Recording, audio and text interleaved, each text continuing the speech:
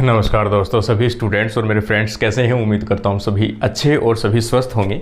आज अपन डिस्कस करने वाले हैं डेवलपमेंट बायोलॉजी का जो अगला टॉपिक है और क्लास नंबर 5 अपने देखेंगे, जिसमें अपन देखेंगे निषेचन या फर्टिलाइजेशन का जो स्टेप है उसके अंदर कौन से इवेंट्स कौन सी घटनाएं होती हैं। तो सभी अपन जानते हैं फर्टिलाइजेशन होता क्या है। वह प्रोसेस जिसके अंदर मेल और फीमेल गेमेट का फ्यूजन होता हो और एक डिप्लॉइड जाइगोट का निर्माण होता हो, क्या कहलाता है? फर्टिलाइजेशन कहलाता है। तो यहाँ पे अपन देखेंगे फर्टिलाइजेशन का जो शब्द है या फिर सबसे पहले निषेचन की खोज जो है वो किसने की थी। खास तौर से अपन एनिमल्स की बात कर रहे हैं। यहाँ पर ऑस्कर और हार्टविग ने की थी। हार्टविग ने की थी, ये थोड़ा सा आपको याद रख लेना भाई एग्जाम पॉइंट ऑफ व्यू से।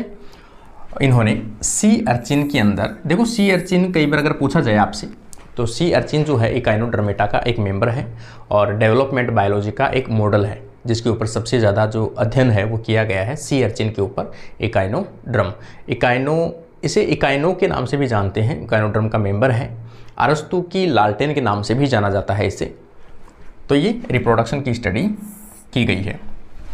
जबकि यहाँ पे आप देखोगे स्ट्रासबर्ग, रैल्फ बी स्ट्रासबर्ग ने पुष्पीय पादपों में मतलब एंजियोस्पर्म जो प्लांट थे उनके अंदर फर्टिलाइजेशन की खोज की थी। अगर प्लांट्स में पूछा जाए तो भी स्ट्रासबर्गर और एनिमल्स में पूछा जाए तो आपको याद रखना है ऑस्कर हार्टविग। मेल व फीमेल गेमिट्स के फ्यूजन को निषेचन कहते हैं, जिसमें शुक्राणु, स्पर्म या अंडाणु, ओवम।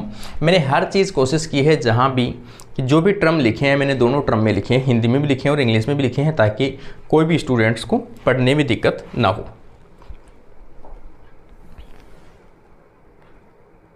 ठीक है ना। तो यहाँ पे अपन देखेंगे जिसमें शुक्राणु और अंडाणु के प्रोन्यूक्लियाई, ठीक है ना। प्रोन्यूक्लियाई का मतलब होता है न्यूक्लियाई जो होते हैं उनसे प्री स्ट्रक्चर, प्रोन्यूक्लियाई के फ्यूजन से डिप्लॉइड जाइगोट का निर्माण होता है, उसे फर्टिलाइजेशन कहते हैं। गेमिट के फ्यूजन को सिनगेमी कहते हैं, है ना। दो गेमिट जो फ्यूज होते हैं उसे क्या कहते हैं? सिनगेमी कहते हैं। जब उनका साइटोप्लाज्म का फ्यूजन होता है तो उसे प्लाज्मोगेमी कहते हैं। और जब उनके केंद्रकों का, जब दोनों गेमिट के न्यूक्लियस का फ्यूजन होता है तो उसे कैरियोगेमी कहते हैं। ये कैरियोगेमी हो गया। तथा दोनों के क्रोमोसोम के मिलन को, लास्ट के अंदर दोनों के जो क्रोमोसोम होते हैं जब वो पेयरिंग करते हैं तो उसे क्या कहते हैं? एम्फी मिक्सिस कहते हैं। इसे क्या कहते हैं? एम्फी मिक्सिस कहते हैं। तो 3-4 टर्म्स हैं। सिनगेमी, कोई भी दो गेमिट का फ्यूजन, सिनगेमी, गेमी का फ्यूजन। साइटोप्लाज्म का फ्यूजन अपने यहाँ पे देखेंगे तो ये प्लाज्मोगेमी। गेमिट्स का फ्यूजन मतलब न्यूक्लियस का फ्यूजन यदि आप देखोगे तो कैरियोगेमी। क्रोमोसोम का फ्यूजन देखोगे तो एम्फी मिक्सिस कहलाता है। निषेचन जो है वो अपने बेसिक से स्टार्ट किया है। यहाँ पे निषेचन जो है वो 2 प्रकार का होता है। एक होता है आंतरिक निषेचन जो फीमेल की बॉडी के अंदर होता है। एक होता है बाह्य निषेचन जो खासतौर से जलीय जीवों के अंदर, वाटर के अंदर परफॉर्म किया जाता है। इंटरनल फर्टिलाइजेशन जो है फीमेल की बॉडी में होता है। एक्सटर्नल फर्टिलाइजेशन फीमेल की बॉडी से बाहर होता है। खास तौर से यह निषेचन केवल जलीय जीवों के लिए ही सूटेबल होता है, जैसे एम्फीबियंस और फिशेस। ठीक है, नोट्स में क्या है आपको थोड़ा इजी रहेगा समझने में। आगे आप देखोगे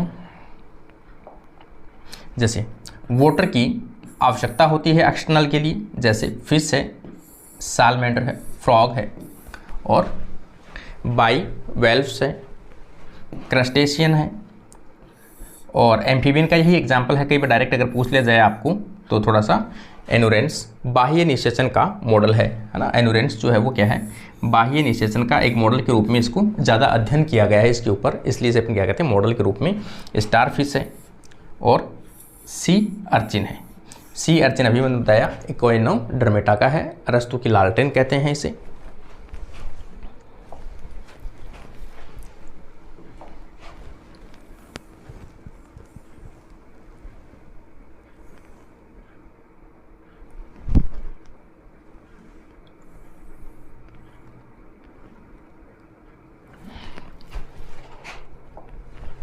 इंटरनल फर्टिलाइजेशन अगर आप देखोगे, देखो फीमेल की बॉडी में संपन्न होता है, सबको पता है इंटरनल फर्टिलाइजेशन।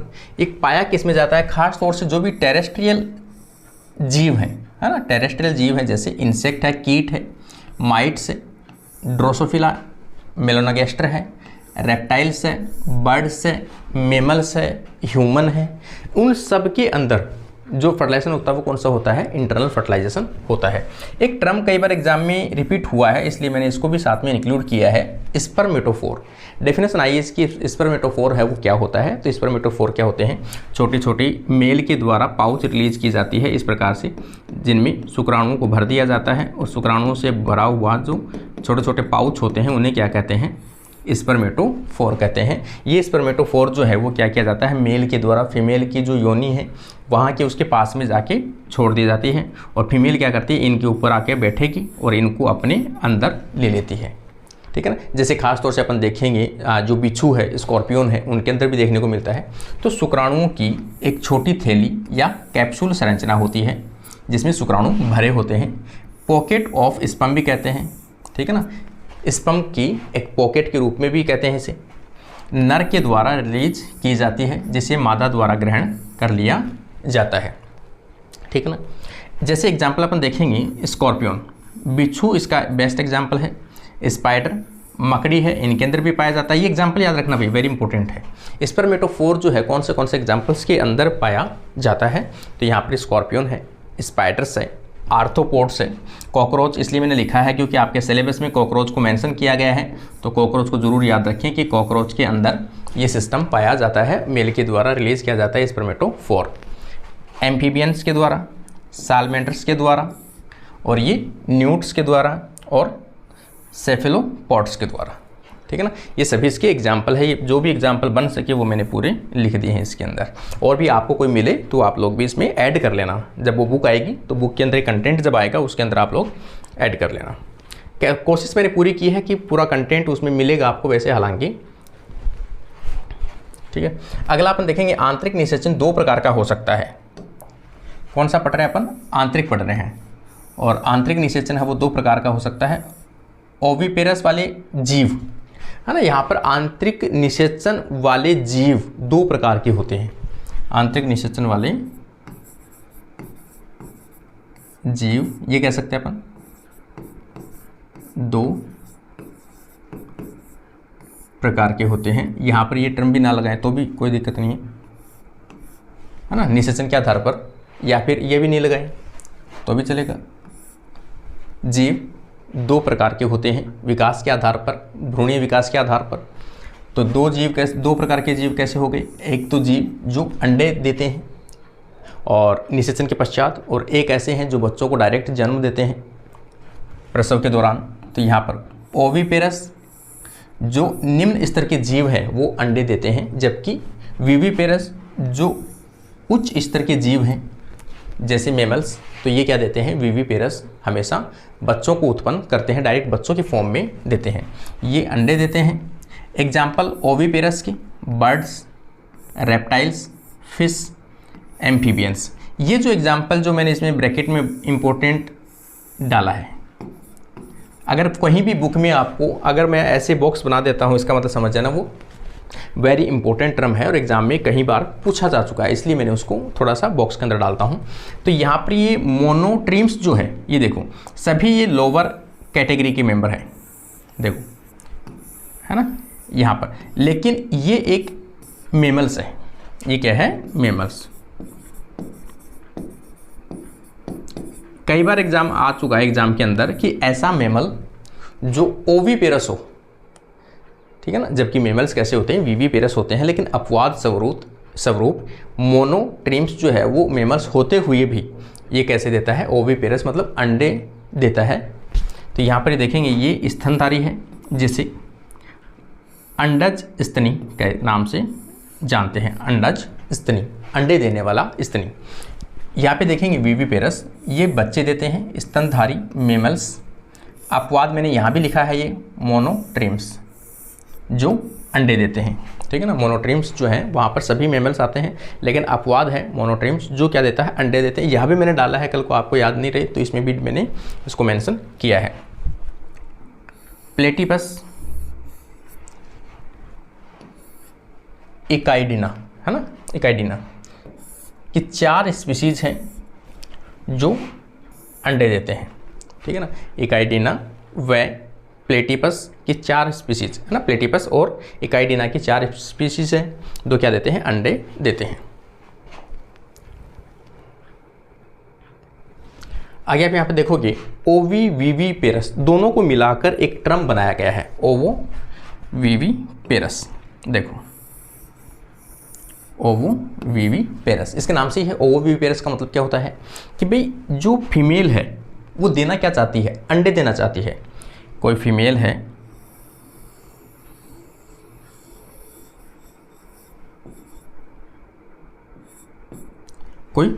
वो क्या देना चाहती है, अंडे देना चाहती है। अंडे इन्होंने उत्पन्न किए हैं बहुत सारी संख्या के अंदर। इसका मतलब दिखने में या रियल में ये कैसे होते हैं,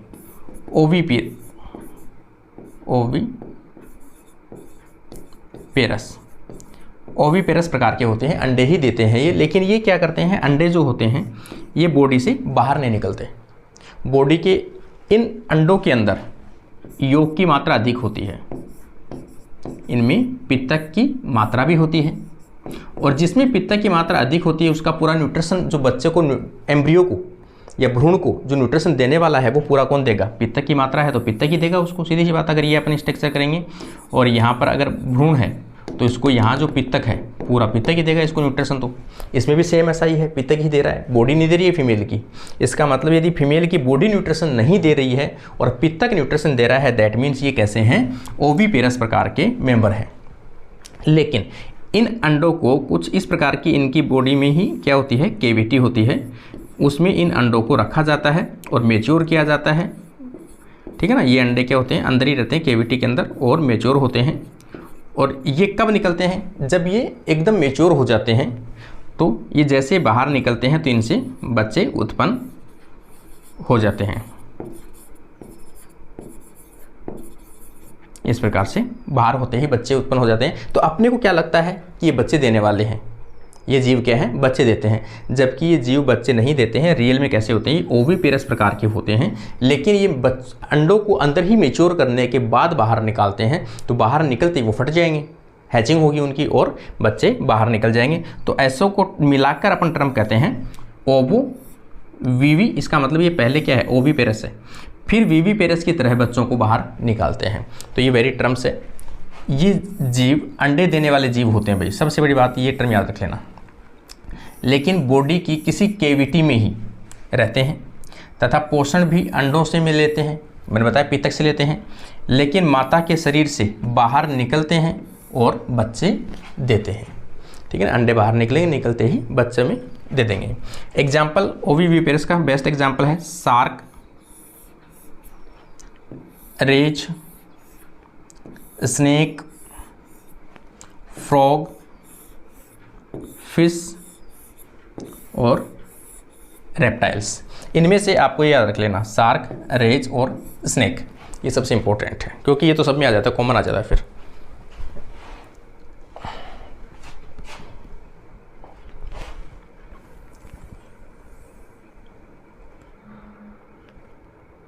देखो आगे अपन देखेंगे तो यहाँ पे एग की सतह पर फर्टिलाइजिंग, देखो ये टर्म जो है वो वेरी इंपॉर्टेंट है। आरपीएससी ही नहीं, इंडिया के सभी स्टेट्स में जहाँ भी बायोलॉजी की एग्जाम होती है पीजीटी की, सभी के अंदर ये क्वेश्चन पूछा जाता है। हमेशा कंफ्यूज करने वाला टर्म है फर्टिलाइजिंग और एंटी फर्टिलाइजिंग, दो टर्म होते हैं। फर्टिलाइजिंग और एंटी फर्टिलाइजी,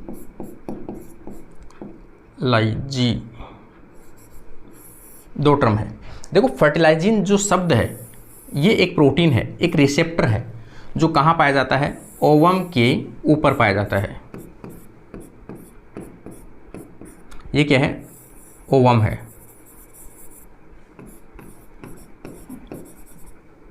ओवम। तो ये कहाँ पाया जाएगा, ओवम के ऊपर पाया जाता है फर्टिलाइजिंग। अब दूसरा टर्म जो है एंटी फर्टिलाइजिंग, ये अपन देखेंगे।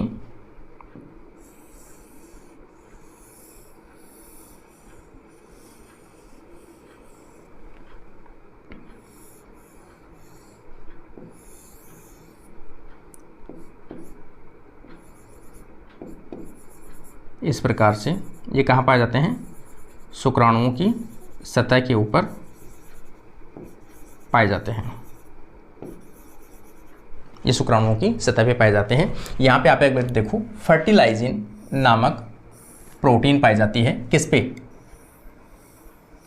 एग की सतह पर। ये याद रखना भाई, ओवम की सतह पर क्या पाया जाता है, फर्टिलाइजिन प्रोटीन पाई जाती है।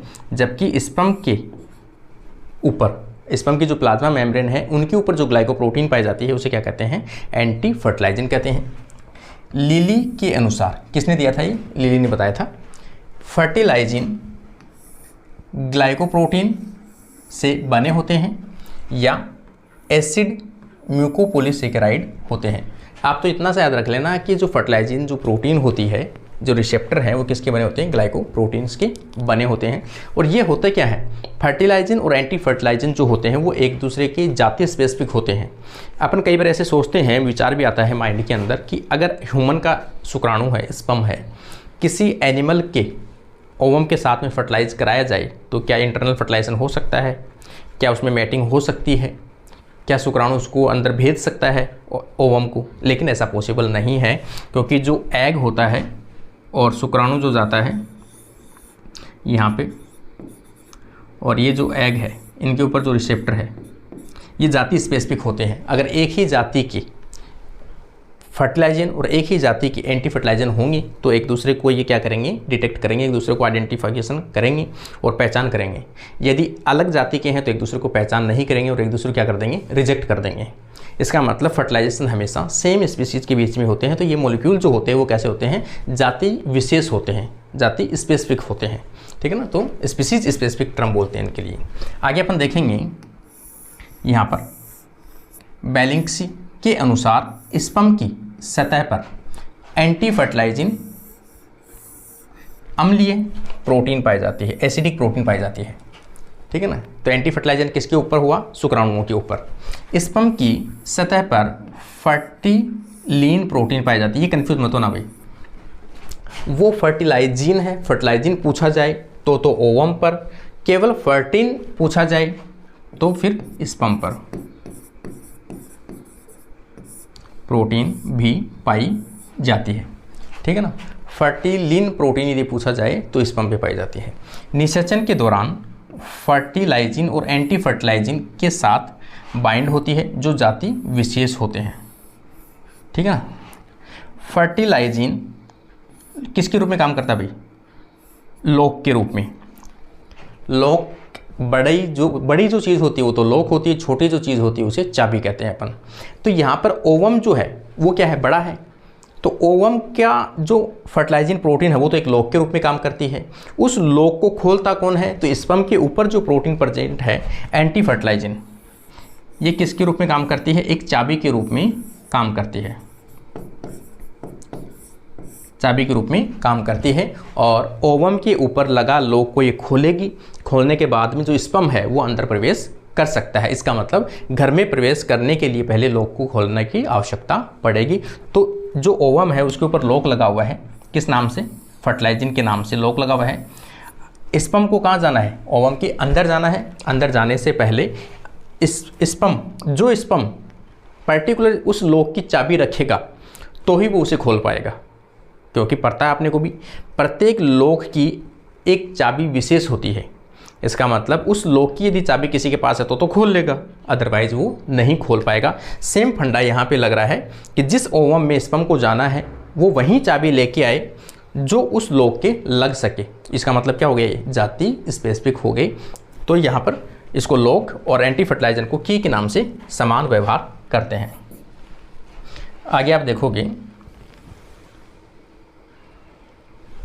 देखो मैमल्स के स्पर्म की सतह पर, है ना, कई बार ये क्वेश्चंस पूछे जाते हैं। देखो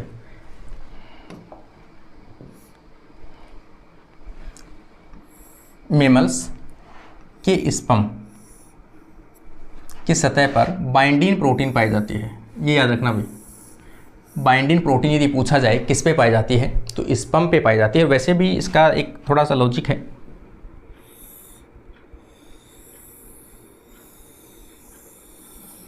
ये स्पर्म है, स्पर्म के आगे वाले पार्ट में अपन जानते हैं एक्रोसोम पाया जाता है और एक्रोसोम के पीछे पाया जाता है मतलब एग। तो यहाँ पे होता क्या है, ये जो प्लाज्मा मेम्ब्रेन है, ये प्लाज्मा मेम्ब्रेन इधर से डाइजेस्ट होगी। सबसे पहले तो प्लाज्मा मेम्ब्रेन जो है, इनके ऊपर रिसेप्टर होते हैं फर्टिलाइजिन और एंटी फर्टिलाइजिन, दोनों आपस में एक दूसरे को रिकॉग्नाइज करेंगे। दोनों की जो प्लाज्मा मेम्ब्रेन है वो एक दूसरे के कांटेक्ट में आएगी। कांटेक्ट में आते ही यहाँ पर जो ये है एक्रोसोम, ये क्या करेगा, फट जाएगा। यहाँ से ये क्या करेगा, एक्रोसोम फट जाएगा। एक्रोसोम जैसे ही बाहर की तरफ ओपन होगा, एक्रोसोम क्या होता है, बाहर की तरफ ओपन होता है, तो एक्रोसोम की जो प्रोटीन है वो बाहर की तरफ एक्सपोज हो जाती है। इसका मतलब एक्रोसोम के ऊपर कुछ विशेष प्रकार की प्रोटीन प्रेजेंट होती है, वो तब तक एक्सपोज नहीं होती है जब तक एक्रोसोम फटे नहीं। जैसे ही बाहर की प्लाज्मा मेम्ब्रेन फटेगी तो एक्रोसोम बाहर आएगा तो इनकी प्रोटीन भी बाहर आएगी। तो एक्रोसोम के ऊपर जो प्रोटीन पाई जाती है उसे कहते हैं बाइंडिन, ठीक है ना। बाइंडिन प्रोटीन कहाँ पाई जाती है, एक्रोसोम पर। अगर आपको एक्रोसोम ना पूछा जाए, डायरेक्ट पूछा जाए बाइंडिंग प्रोटीन कहाँ होती है, तो पहला ऑप्शन आपका स्पर्म होगा। यदि आपको लगे कि स्पर्म के साथ में एक्रोसोम भी दिया हुआ है तो आपको एक्रोसोम करना है, और एक्रोसोम ऑप्शन में नहीं है, डायरेक्ट ही स्पर्म पूछा है, ओवम पूछा है, ऐसे नाम दे दे, तब तो पहले स्पर्म आएगा, ठीक है ना। तो यहाँ पर बाइंडिंग प्रोटीन पाई जाती है जो ओवम पर उपस्थित ZP3 ग्लाइकोप्रोटीन, ZP3 ग्लाइकोप्रोटीन पर उपस्थित गैलेक्टोज शुगर से जुड़ती है। तो जो ओवम होता है, ठीक है ना, ओवम जो होता है, ओवम के आप देखोगे तो कुछ विशेष प्रकार की रिसेप्टर्स प्रेजेंट होते हैं। क्या होते हैं, रिसेप्टर्स प्रेजेंट होते हैं। इसको रिसेप्टर को अपन क्या बोलोगे, जैसे मान लो कि ये जो मेम्ब्रेन है इसे क्या बोलेंगे, जोना पेल्यूसिडा। ये जो मेम्ब्रेन है इसे क्या बोलते हैं, जोना पेल्यूसिडा बोलते हैं। जोना पेल्यूसिडा के अंदर ग्लाइकोप्रोटीन के जो रिसेप्टर प्रेजेंट होते हैं उन्हें बोलते हैं अपन ZP3 रिसेप्टर। तो इसका नाम क्या हो गया, जोना पेल्यूसिडा 3 रिसेप्टर। इसका मतलब ये क्या है, प्रोटीन है। और यहाँ पे जोना पेल्यूसिडा जो होते हैं वो इस प्रकार से उपस्थित होते हैं, 2 के रूप में। ये बाहर निकला रहता है और ये वाला जो है वो ZP2 होता है रिसेप्टर, और ये जो होता है वो ZP3 होता है। कई बार एग्जाम में क्वेश्चन आ चुका है कि ZP3 जो रिसेप्टर होता है वो किस पे पाया जाता है, तो आप कहोगे ये ओवम के ऊपर पाया जाता है, जो अंदर की तरफ सिग्नल देता है। और ये मेल जो शुक्राणु है, शुक्राणु के ऊपर प्रेजेंट जो प्रोटीन्स होती हैं जैसे बाइंडिन है, इनके प्रोटीन को रिकॉग्नाइजेशन करने, कैप्चर करने और उनको आइडेंटिफिकेशन करने के लिए काम आता है, ठीक है ना। तो ये पाई जाती है जोना पेल्यूसिडा 3 प्रोटीन और 2 प्रोटीन। ये वाले ज़्यादा इतनी यूजेबल नहीं होती हैं, लेकिन ये वाले ज़्यादा इंपॉर्टेंट होती है। लेकिन ये हमेशा फिक्स है, ZP3 हमेशा ZP2 के साथ में पाई जाने वाली ग्लाइकोप्रोटीन्स होती है जो स्पर्म के लिए रिसेप्टर का काम करती है, ठीक है ना। ZP3 किसके लिए है, ये स्पर्म के लिए रिसेप्टर। अगर आपको ऑप्शन में ऐसी लाइन मिलती है तो ये सही है इसके लिए। स्पर्म के लिए एक रिसेप्टर के रूप में काम करता है जो ओवम के ऊपर पाया जाता है, उसे कहते हैं ZP3 रिसेप्टर। ZP3 रिसेप्टर जो होता है वो ZP2 के साथ में पाया जाता है, जिसका पूरा नाम होता है जोना पेल्यूसिडा 3 प्रोटीन। ये ग्लाइकोप्रोटीन्स के बने रिसेप्टर्स होते हैं जो स्पर्म को पहचानते हैं। निषेचन के कुछ स्टेप्स में संपन्न होता है, ठीक है ना। निषेचन जो होते हैं वो क्या होते हैं, इन स्टेप्स में संपन्न होता है। कई बार ये स्टेप्स का क्रम जो है वो नेट में भी पूछा गया है, सेट में भी पूछा गया है, हो सकता है आपके भी आ जाए कभी, इसलिए मैंने साथ में इंक्लूड किया है।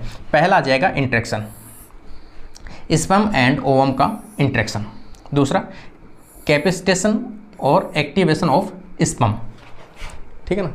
या फिर ये टर्म्स आपको याद रखने हैं कि पहला जो आएगा वो हमेशा यही आएगा कि कैपेसिटेशन और एक्टिवेशन ऑफ स्पर्म, स्पर्म का एक्टिवेशन होना, मूवमेंट करना ताकि वो वहाँ तक फैलोपियन ट्यूब तक पहुँच सके, ठीक है ना। एक्टिवेशन, इंट्रैक्शन के कारण से कि वहाँ पर वो जाएगा कैसे, मूवमेंट करते हुए, वो वाली कंडीशन।